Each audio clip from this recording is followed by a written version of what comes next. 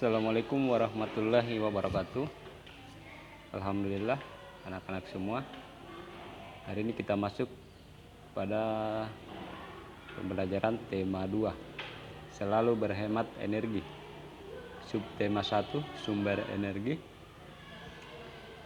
Pembelajaran 1 ini kita fokus pada IPA, IPS dan bahasa Indonesia.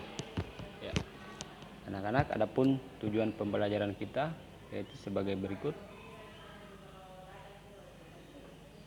yaitu mampu mengidentifikasi gambar-gambar dari teks visual yang diamati dengan terperinci, mampu menuliskan gagasan pokok dari teks visual yang diamati dengan terperinci, mampu menjelaskan manfaat energi matahari dalam kehidupan sehari-hari dengan tepat, mampu menyajikan laporan hasil pengamatan tentang perubahan bentuk energi matahari dalam kehidupan sistematis. Ya anak-anak, itulah tujuan pembelajaran kita pada tema 2, selalu berhemat energi, subtema 1, sumber energi, pembelajaran 1.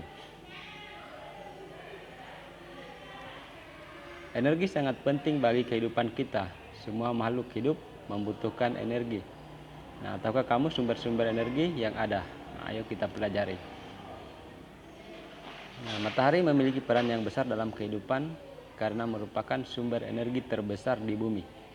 Panas matahari berpengaruh terhadap aktivitas manusia dan makhluk hidup lainnya di bumi. Nah, sekarang anak-anak amati gambar. Nah, setelah kita mengamati gambar,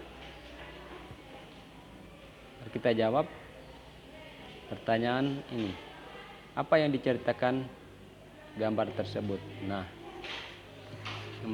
gambar tersebut menceritakan yang pertama, ada seorang ibu yang menjemur pakaian dengan memanfaatkan sinar matahari.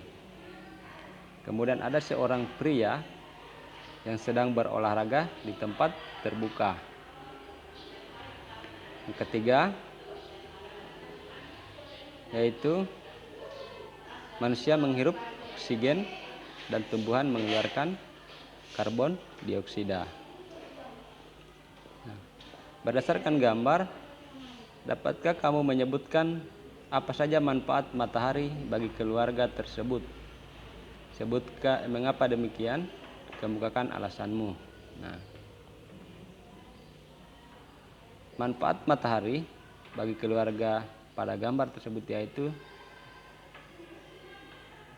satu, yaitu mengeringkan pakaian. Nah, dengan memanfaatkan panas sinar matahari, maka ibu ini yang sedang menjemur, maka jemurannya akan kering. Kemudian manfaat lain dari sinar matahari yaitu sebagai kesehatan tulang. Dengan memanfaatkan sinar matahari, seorang pria yang sedang berolahraga, yaitu untuk kesehatan, terutama kesehatan tulang. Nah, apakah kamu dapat menyebutkan contoh kegiatan lain tentang manfaat matahari bagi kehidupan kita sehari-hari? Nah, manfaatnya sangat banyak ya. Tadi untuk mengeringkan pakaian, untuk kesehatan tulang, kemudian untuk fotosintesis tumbuhan, dan masih banyak manfaat lain dari sinar matahari untuk kehidupan kita sehari-hari. Nah, marilah kita sama-sama membaca kisah Ali si biji energi. Aku Ali si biji energi. Aku menanam biji-biji energi di sebuah ladang yang luas di peternakanku. Saat matahari bersinar, ada energi pada cahaya matahari. Cahaya matahari membantu biji-bijiku tumbuh menjadi tanaman-tanaman yang tinggi. Tanaman-tanamanku menyimpan energi itu di dalam akar, batang, daun, dan butiran biji yang baru. Dengan segera aku akan tumbuh tinggi dengan daun-daun yang lebar dan biji-biji yang baru. Kamu bisa memasak dan memakan aku supaya kamu memiliki energi. Energi itu akan membantu tumbuh, bergerak, dan berpikir. Aku juga memberi makan hewan-hewan ternak dengan beberapa bagian dari tubuhku, sehingga mereka tumbuh besar dan sehat. Nah, sekarang temukan sebanyak-banyaknya manfaat energi matahari bagi makhluk hidup dalam bentuk peta pikiran di bawah ini. Nah, Manfaat yang pertama, menghasilkan energi listrik. Nah, dengan memanfaatkan sinar matahari, maka dapat menghasilkan energi listrik yang dapat kita manfaatkan dalam kehidupan sehari-hari.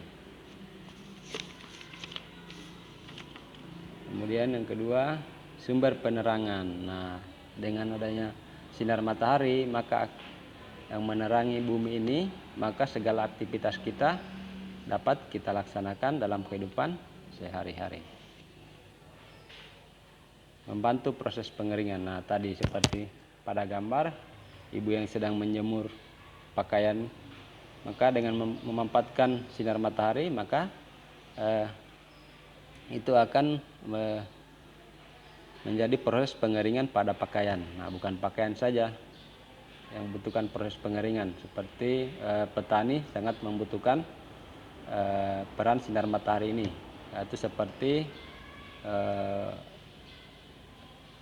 nasi yang kita makan sebelum menjadi nasi, yaitu ada prosesnya, proses penggilingan. Nah, untuk proses penggilingan ini dibutuhkan gabah yang kering. Nah, prosesnya yaitu harus melalui pengeringan dengan menggunakan atau memanfaatkan sinar matahari.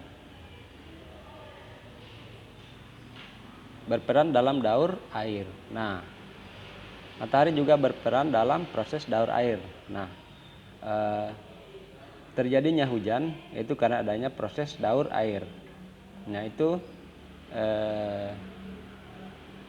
ini dengan bantuan sinar matahari. Sinar matahari menyerap air, kemudian menjadi bintik-bintik air yang kemudian menjadi awan dan menjadi hujan. Membantu kesehatan. Nah, sinar matahari juga membantu kesehatan untuk kita, terutama pada kesehatan tulang, yaitu vitamin D. Nah, yang selanjutnya yaitu fotosintesis tumbuhan. Nah, tumbuhan sangat memerlukan sinar matahari. Dalam hal ini fotosintesis. Fotosintesis yaitu proses tumbuhan mengubah sinar matahari menjadi makanan atau energi. Nah, sinar matahari ini, tumbuhan ini memanfaatkan sinar matahari untuk menghasilkan makanan.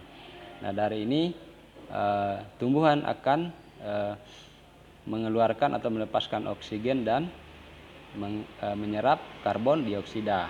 Nah, ini untuk sangat baik untuk kesehatan kita. Nah, anak-anak bisa mencari manfaat-manfaat lain dari energi matahari selain dari yang sudah ada ini. Nah, silakan anak-anak gunakan media digitalnya, elektroniknya untuk mencari manfaat energi matahari. Nah, energi panas matahari adalah salah satu sumber daya alam yang melimpah. Tumbuhan seperti jagung juga merupakan sumber daya alam yang harus dibudidayakan. Sumber daya alam tersebut diberikan Tuhan untuk umat manusia. Sumber daya alam jagung banyak dimanfaatkan oleh penduduk Indonesia. Salah satunya adalah dengan mengolah dan menjualnya.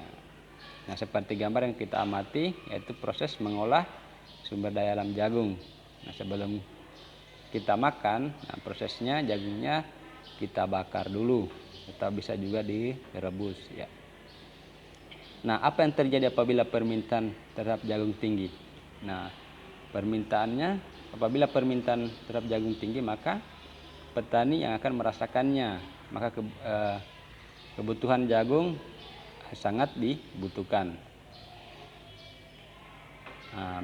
Apa yang harus dilakukan agar permintaan terpenuhi, yaitu dengan cara kita menanam jagung yang banyak. Nah, ayo kita membaca lagi. Silakan anak-anak baca dan bisa juga dilihat di buku temanya. Nah, silakan anak baca, karena dari bacaan ini anak-anak akan menjawab soal yang merupakan menjadi tugasnya. Ya.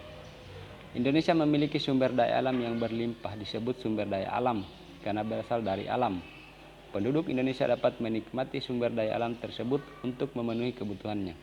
Laut Indonesia terkenal karena ikannya, lahan yang subur menghasilkan padi, jagung serta tumbuhan lainnya yang sangat berguna bagi penduduk.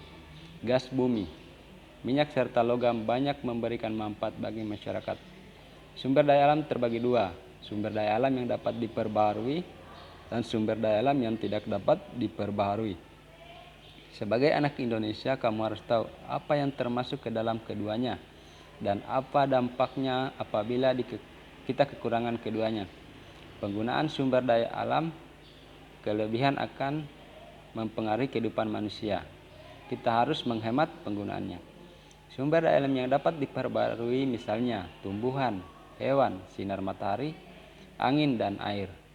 Sumber tersebut termasuk kelompok sumber daya alam yang dapat diperbarui karena terus tersedia dan dapat kita kelola untuk kita perbanyak jumlahnya.